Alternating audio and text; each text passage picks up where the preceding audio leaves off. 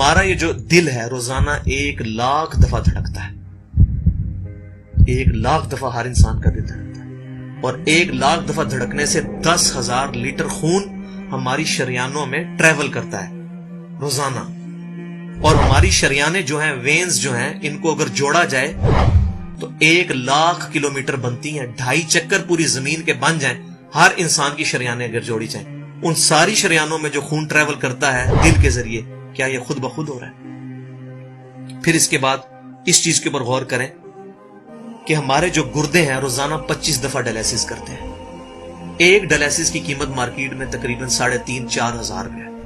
4,000 کو آپ 25 سے ضرب دیں, 1,00,000 روپے کا کام ہمارے گردے مفت روزانہ کر رہے ہیں بغیر کسی تکلیف کے.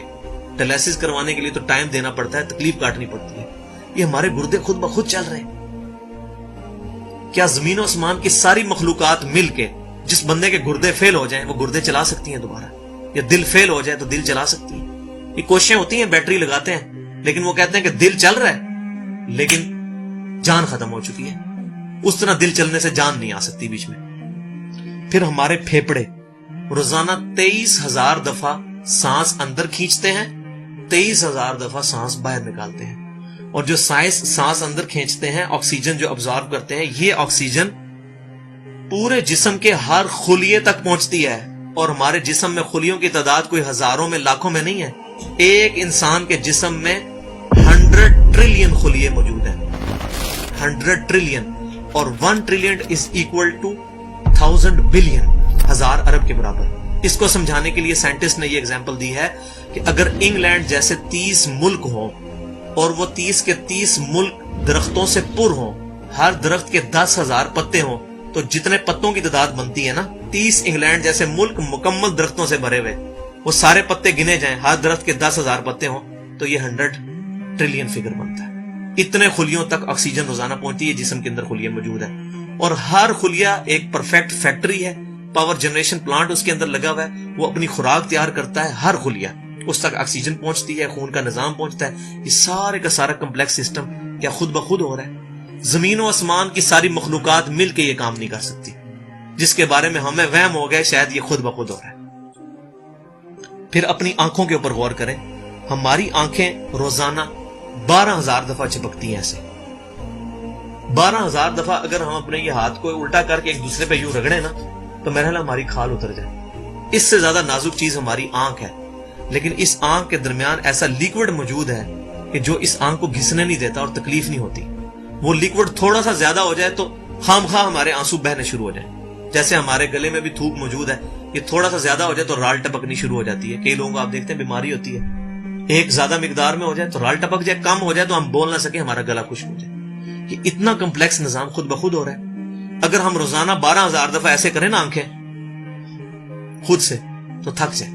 لیکن یہ بلا ارادہ یہ ساری کی ساری چیزیں کسی کنٹرولنگ اتھارٹی نے اس کو ٹائنیسٹ ڈیٹیل تک کنٹرول کیا ہے کہ جو ہمارے اختیار سے باہر خود بخود ہماری آنکھیں چل رہی ہیں. جب کوئی خطرہ سامنے آتا ہے, اندھیری چلتی ہے, نہ چاہتے ہوئے خود بخود ہماری آنکھیں یوں بند ہو جاتی ہیں. پھر اس کے اوپر پلکوں کے اوپر بال ہیں, اور نہ صرف یہ بال, اپنے ناخنوں پر غور کریں. گوشت میں سے ناخن نکل رہے ہیں. یار گوشت کے اندر کون سا مٹیریل ہے جو یہ ناخن باہر نکال رہا ہے؟ یہ گوشت میں سے دانت نکل رہے ہیں, یہ گوشت میں سے گھاس نکل رہی ہے. یہ دیکھیں گھاس, یہ بال نکل رہے ہیں. جو بندہ پاگل ہو جاتا ہے, یار گوشت میں سے اتنی مشکل چیزیں کیسے نکل رہی ہیں؟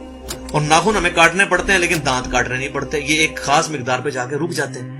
یار دانتوں کا کوئی باپ ہے جو ان کو کہہ رہا ہے کہ اس کے بعد تم نے نہیں بڑھنا؟ سر کے بال بڑھتے ہیں لیکن یہ ہمارے یہ والے بال نہیں بڑھتے, ابرو کے بال نہیں بڑھتے. اس کو کون کنٹرول کر رہا ہے؟ یہ ساری کی ساری چیزیں کیا خود بخود ہو رہی ہیں؟ جو چیزیں بھائیوں کرنے سے نہیں ہو سکتی, انسان اپنی چیزیں خود کنٹرول نہیں کر سکتا, تو خود بخود وہ کیسے ہو رہی ہیں؟ اس سے بڑی تو بیوقوفی اور کوئی چیز نہیں. پھر سب سے مشکل جو انسٹرومنٹ ہمارے دماغ جو ہے, ہمارے دماغ کے اندر 10 ارب خلیے ہیں, اور جو دماغ کے اندر جو ہمارے کنیکشنز ہیں وہ 100 ٹریلین ہیں, equivalent to the quantity of cells in human body. جو میں نے بتایا تھا انگلینڈ جیسے 30 ملک ہوں, وہ والی ایگزامپل دی, وہ سیم اتنے کنیکشنز دماغ کے اندر ہیں. ہمارے دماغ کے اندر 1 منٹ کے اندر 10 لاکھ چین ریئیکشنز ہوتے ہیں جن کی وجہ سے دماغ کام کرتا ہے. ایک کنیکشن بھی ان 100 ट्रिलियन कनेक्शन में से डिस्टर्ब हो जाए, हमारा दिमाग काम नहीं कर सकता। इतनी टाइनीस्ट डिटेल तक दिमाग को जो कंट्रोल किया है, ये क्या दिमाग खुद ब खुद अपने आप को कंट्रोल कर रहा है?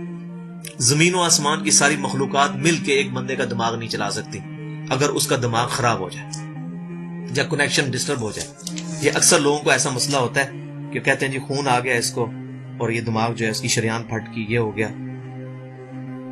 तो ये जो 10 लाख पर मिनट रिएक्शंस हो रहे हैं, इनकी वजह से हमारे पूरे जिस्म का जो निजाम चल रहा है, हमारे सूंघने की हिस्स, हमारे चखने की हिस्स, हमारी देखने की हिस्स, बाकी सारे नर्व्स का सिस्टम जो है ये दिमाग कंट्रोल करता है इन्हीं रिएक्शंस के थ्रू। फिर इंसान अपनी रिप्रोडक्शन पर गौर करे कि इंसान पैदा किससे हुआ है? मनी के एक कतरे से। मनी के एक कतरे के अंदर 1 करोड़ 20 लाख स्पर्म्स मौजूद होते हैं। हर मनी के कतरे में इतनी ताकत मौजूद है कि 1 करोड़ 20 लाख इंसान उसमें से पैदा हो सकते हैं एक कतरे में से। और उन 1 करोड़ 20 लाख स्पर्म में से सिर्फ एक स्पर्म जो है वो गाइड होता है। वो एक पूरी स्टोरी है, अगर मैं सुनाऊं उसके लिए घंटों चाहिए। और वो जाके जो मदर की ओवरी जो है उसको जाके फर्टाइल करता है और वहां प्रेगनेंसी ठहरती है और बच्चा बनना शुरू हो जाता है। उस एक स्पर्म को कौन रास्ता दिखाता है और वो किस मुश्किल रास्तों से गुजर के वहां तक पहुंचता है, इंसान पागल हो जाता है। अब नेशनल ज्योग्राफिक पे ये वीडियो चलाई थी उन्होंने, सारी चीजें दिखाई थी, तो इंसान पागल हो जाता है उस चीज को देखे। तो ये जमीन आसमान की सारी मखलूकात मिलके क्या एक बच्चा बना सकती हैं? पागल हैं सब के सब लोग, परेशान हो जाते हैं कि मनी के एक कतरे से इतना बड़ा इंसान कैसे बन जाता है। उस मनी के कतरे में तो कोई ऐसी चीज नहीं है जिससे आंख का ढेला बन जाए और उसके पीछे शीशा लग जाए। उसमें तो कोई ऐसी चीज मौजूद नहीं कि ये बाल जैसा मटेरियल निकला है। फिर वो सारी की सारी चीजें इतनी परफेक्ट हार्मनी में बन के बाहर आती हैं पूरे सिस्टम के तहत। ये कैसे हो रहा है? जो काम जमीन और आसमान की सारी मखलूकात मिलके नहीं कर सकती, वो खुद ब खुद कैसे हो सकता है?